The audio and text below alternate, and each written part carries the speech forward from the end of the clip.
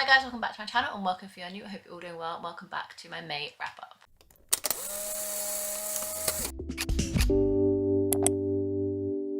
May has definitely been my slowest reading month of the year so far, seeing as I have only read a total of 5 books and in the middle of my 6th and 7th. And although that doesn't sound horrendous, it's average, it's great, I'm happy with what I've read. But seeing as I read 5 books in January and only read for half the month, and May is obviously one of the longest months in the year, and I still only managed to read 5 full books. So I've definitely taken a slower reading pace this month. That's absolutely fine. I did say I was going to focus on themed reading vlogs, which I did. I just didn't expect them to take as long to film as they did. That's absolutely fine. So without further ado, let's hop into the stats for May. Like I said, I finished a total of 5 books so far this month in the middle of my 6th and 7th. I'm definitely going to finish my 6th, but I'm unsure whether I'm going to finish my 7th. I'll talk about that later. So these stats will include the 6 books that I read in May because I'm like 100% certain I'm going to finish my 6th book. So I read a total of 6 books in a month of May, currently in the middle of that book. That means I read a total of 2,226 pages and my star ratings were 4 stars and 1 5 star. And then the one I'm currently in the middle of is currently unrated because I haven't finished it yet, but I'm assuming it'll be a 3 or 4 stars. If you want to know what I rate it, then make sure you follow my Instagram, which is always linked down below and it's on screen right now for you guys, where I'll kind of update my Bookstagram more frequently than I do my BookTube channel, especially when it comes to end of month wrap-ups. That means I've read a total of 5 physical books this month, no ebooks and 1 audiobook. 2 were off my physical TBR, 1 was from Scribd and the rest were rereads. I had 1 romance and 5 contemporaries. Finally, that spans across 4 being adult, 1 being YA and 1 being middle grade. Those books were Head Over Heels by Hannah Orenstein, This Close to OK by Lisa Cross Smith, Monday's Not Coming by Tiffany D. Jackson, Pretending by Holly Bourne, Happy Place by Emily Henry, and then the 2 that I'm currently in the middle of, one I'm definitely going to finish is Three Keys by Kelly Yang, and the final one I'm in the middle of is Crying in H Mart by Michelle Ziner. I want to say is how you pronounce the author's name, but this one I'm not really vibing with and I don't know if I'll actually finish it by the end of the month to include it in May's wrap-up stats. As I said at the beginning of this video, most of these books are in themed reading vlogs, so I did 2 themed reading vlogs across the month of May. The first one featured all 3 of these books, Head Over Heels, This Close OK and Pretending by Holly Bourne, as I reread these as I wanted to test out the theory of whether I can trust books I read ages ago and their ratings to recommend you guys today. So it's basically, are they as good as I remember, rereading books I've loved before. And spoiler alert, if you haven't seen that reading vlog, I'll link it down below if you are interested in watching it, but all of these books stayed the same. But if you want full in-depth thoughts on what I thought of these books, then definitely go check out that reading vlog. But as a quick recap, I gave Head Over Heels a 5 stars once again, and this is a gymnastics romance that hits some heavy topics such as sexual assault within Olympic gymnastics as an elite sport, so be wary of that if you want to go into it. But it basically follows our main character Avery, who unfortunately got cut from the Olympics after having a very freak accident, and therefore she couldn't compete in the Olympics. So basically her career got cut short and she was kind of a little bit lost, so she flew out to LA, she got a boyfriend and she was just kind of like coaching gymnastics at a lower standard. And then when that boyfriend breaks up with her, she has to head back home to where her dreams kind of got crushed and she has to kind of face reality of what this means for her. And then she gets hired to be a gymnastics coach back in the old gymnastics club that she used to be a part of to train a new up-and-coming Olympic gymnast, and the fellow coach who also coaches Hayley, which is the upcoming Olympic gymnast. They fall for a romance and the romance kind of goes from there. But throughout this book you also kind of have a fictional Nassau trial, which is a sexual assault trial that happened in American gymnastics a couple of years ago now. I just love kind of how this author wrote about that topic while also kind of allowing the romance to flourish as well. Highly recommend this book, and also once again check out the vlog if you're interested in more of my thoughts. I then reread This Close to OK by Lisa Cross Smith. I originally read this in 2020 and I said then, and I'll say it one more time because I feel like I said it a lot in the vlog, that I gave it a 4, I thought I gave it a 4.5 stars back then, but I didn't, I gave it a 4. And I said back then, if I gave it more time and space to read it again, I'll probably read it and rate it a 5 stars just because I loved it so much, but I read it within a readathon, so I couldn't kind of give it the time and space it needed. This book basically follows 2 main characters, dual perspective book, following Tally and Emmett, and they Their paths cross one evening when Emmett is about to jump from a bridge, so trigger warnings for suicide in this book, and Tally is a therapist and she manages to pull Emmett away from the bridge, and then they spend one unexpected weekend together getting to know each other, but they're both harbouring secrets that, yeah, kind of not revealing to each other, and it kind of follows that storyline, and a really good friendship blossoms from there, and I just really enjoy the character kind of relationships in this book. It got a little bit slow in the middle, but I did overall still absolutely love it and gave it 4 stars. And the last book I read for that vlog was Pretending by Holly Bourne. I just wanted to reread this just to see if I still loved it as much as I remember, the whole kind of point of the reading vlog that I did, and I did. I still gave it 4 stars, which was what my original rating was, and this book basically follows our main character April. Has unfortunately been in a very toxic, abusive relationship and has suffered from sexual assault from her ex-boyfriend, and it's all about her trying to heal herself from this trauma that she's had to deal with. So once again, very heavy topics in this book, and there's no period in this book that it doesn't focus on this. If this is a trigger warning for you, I would stay away from this book completely. But it basically follows April as she tries to navigate relationships and sex after having been sexually assaulted by her ex-boyfriend, and really struggling with this and thinking that there's something wrong with her rather than something wrong with men. So you get this beginning chapter all about the reasons why she hates men, and you kind of follow her journey as she self-discovers that it's not her that's the issue. However, through this story, April does create a persona because she does feel like she is the reason why men are not falling in love with her. So she creates this woman called Greta who she believes that every man loves and wants to date, and she starts dating someone under the persona of Gretel, and it's a story from there. And through using Gretel as a persona, she kind of comes to terms with loving herself, and it is a really beautifully told story about friendship and womanhood and having to deal with all these issues as women, and it's a great feminist book if you're interested in reading it. Once again, I gave it 4 stars as per my original rating. I'm popping in here quickly because I completely forgot to talk about one of the books I read in May. I read Monday's Not Coming by Tiffany T. Jackson, which I gave 4 stars. But seeing as I forgot to talk about it, is it worth 4 stars? I don't know. I really enjoyed reading it at the time. It basically follows our main character. What's her main character called? I read an audiobook on my way to and from work. Can't remember the main character's name, but it basically follows our main character and her best friend called Monday. And Monday goes off during the school holidays, so our main character never kind of talks to her, even though they're used to talking every single day, and she thinks just because it's summer holidays. So when she eagerly waits for Monday at the school gates on the first day back at school, Monday doesn't arrive, and it basically follows our main character trying to figure out where Monday's gone.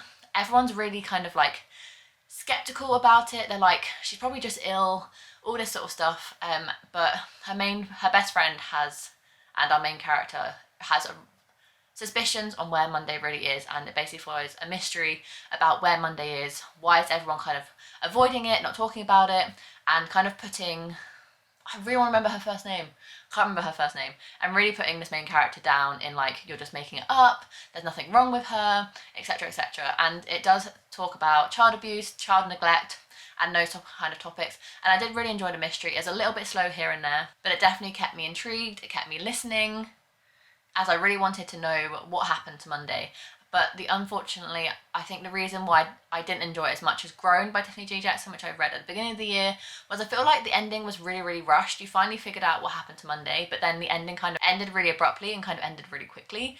And I just feel like there should have been kind of a more flushed out ending. But other than that, really enjoyed it.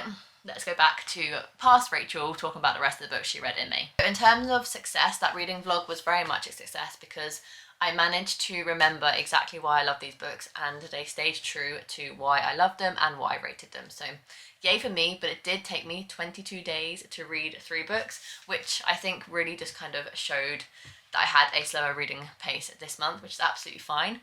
And then I jumped straight into another themed reading vlog, this time dedicating myself to 1 book for the entire vlog, and that was Happy Place by Emily Henry, and I only actually finished this a few days ago because it did take me 22 days to finish the first 3 books of the month.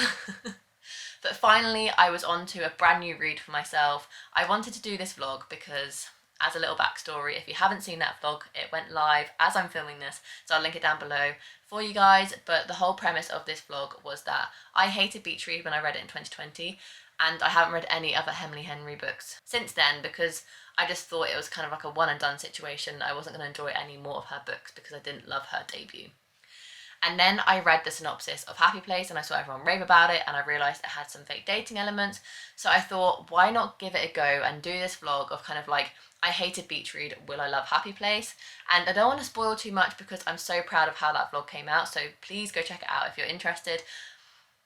But I gave it a 4 stars. I ended up really enjoying it. There were some slow moments in there, but overall I definitely feel like my grudge against Emily Henry has kind of overcome, it's had its time, and I'm prepared to read her books in the future if they sound appealing to me. This book basically follows our main character Harriet, who has 2 really close friends, Cleo and Sabrina, and every year they go to Sabrina's dad's summer house to spend some quality time together because they've been busy with their lives and kind of not communicated as much as they want, so they always reconvene at the summer house every year. Sabrina has a boyfriend, Cleo has a girlfriend, and Harriet has an ex-fiance. Their friends don't know that those 2 have broken up, so when they all get together, the 6 of them, as they do every year at this beach house, Wynne and Harriet have to pretend they're still together because they haven't told their friends yet that they're no longer together. And you spend this book flipping between present day when they're at the beach house and past timelines when Harriet and Wynne are together, and you slowly figure out why they're no longer together. And then in the present timeline you have this kind of tension because they're like still riled up, it's a very fresh breakup, they're still kind of into each other, but they have to show it, but they don't want to be together anymore, and it's kind of this whole weird, interesting dynamic.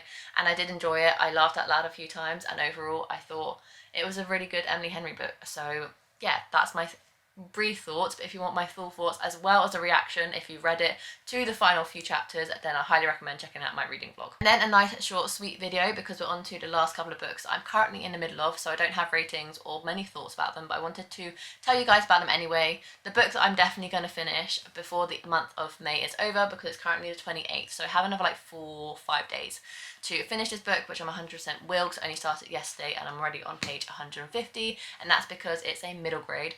I have finally picked up 3 Keys. I feel like this book has been on my TBR quite a lot so far this year, and I've just never got around to it.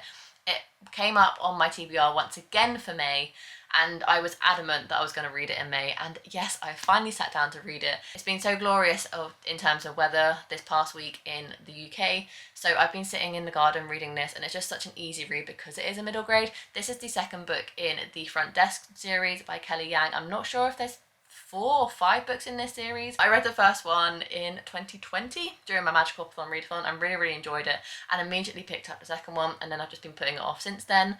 And although I kind of can't really remember exactly what happened in the first book, I've been able to jump into this one really easily, so I didn't have to do a refresh or a recap or anything. I've just been able to like absorb myself straight into this one, and I'm really enjoying this one. It's following once again immigration, because if you don't know, the first book follows our main character Mia and her family as they migrated from China to America for a better life for themselves, and they worked in this motel. And by the end of the first book, spoiler alert, skip it quickly if you aren't interested, they managed to buy the hotel, and the 2nd book, spoiler over, the 2nd book basically follows on from that journey. And this one really touches upon racism and a fictional kind of election where this kind of president is re-electing himself and kind of going up for re-election, and he's kind of putting in this proposal that illegal immigrants will no longer be allowed to go to school. So this really affects Mia and her friends at school. Mia is a legal immigrant, her parents came over with a visa, but some of her friends aren't, and it's kind of a conversation from a child's perspective about this really serious topic, and I really enjoy it for that. And I think there's some great lessons learned for anyone to read this book, especially because it's a middle grade. I think it's wonderful to get some understanding into a young child's mind about why this is a serious issue. The one thing that kind of gripes me a little bit is that Mia is obviously a child. She's like 10 or 11, and she works at a front desk. In the first book, this was very much kind of like a hobby, kind of like a joyful thing, something she really enjoyed, and it was kind of like a thing that she did after school. Whereas this one, they're trying to get medical insurance, and she's pretending that she's like a full-time employer at this motel, and for me that doesn't sit exactly correctly. They're trying to get this medical insurance. They say they have 6 employees, including herself, and for me that doesn't sit exactly right because she isn't a full-time employee, she's a child. So in terms of like how logical this book is, it's taken me out of the story ever so slightly, But overall, I'm still really enjoying it, and I can't wait to see where the rest of the book goes, and I will be continuing on with the series if my enjoyment for this book stays strong throughout the rest of the 150-ish pages I have left. The book that I started yesterday and wasn't really in the mood for, so then picked up this one as a backup, was Crying in H Mart by Michelle Zoyner. I want to say that's how you pronounce her name, but I'm not 100% sure. I should definitely check it out. I'm 8 pages into this book, and I picked up yesterday morning while I'm in bed, and Mark was still kind of like snoozing, and I didn't really vibe with it. I know it's a non-fiction, but it's a lot denser than I thought it was going to be, and I'm not really connected to it so far. But then I can't really judge it too much because I am only 8 pages into it. So I'm going to try and pick it up, do like 20 pages a day or something, and kind of see if I can get more into it by the end of the month. And if I'm not, it'll be a soft DNF and I'll just read it at a different time, because I do think I'll really enjoy this book if I pick it up at the right time, and I think May just might not be the right time to read it. So those are all the books I read in the month of May.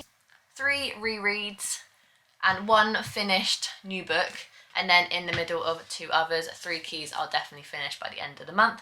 This one I'm not too sure on. I had a really good reading month, but that is purely just because I reread some of my favourites, and then luckily the other 2 books I picked up were just as good than I kind of hoped they would be. So I've had a good reading month, definitely a slower one, but still kind of quality over quantity, which is what I wanted in the month of May after having a really busy kind of jam-packed reading month in the month of April. Let me know down below what you read in the month of May. What are your favourites? Have you read Happy Place? Let me know, because I know everyone's reading it at the minute. What are your thoughts? Spoiler free, of course. If you enjoyed this video, make sure you give it a massive thumbs up and subscribe down below to see future content from me. I do anything from monthly wrap-ups, monthly TBRs, weekly reading vlogs, themed reading vlogs, and any other bookish content your heart could desire. I have it on this channel, so make sure to subscribe so you don't miss any future content. And without further ado, I'll see you in my next video. Bye guys.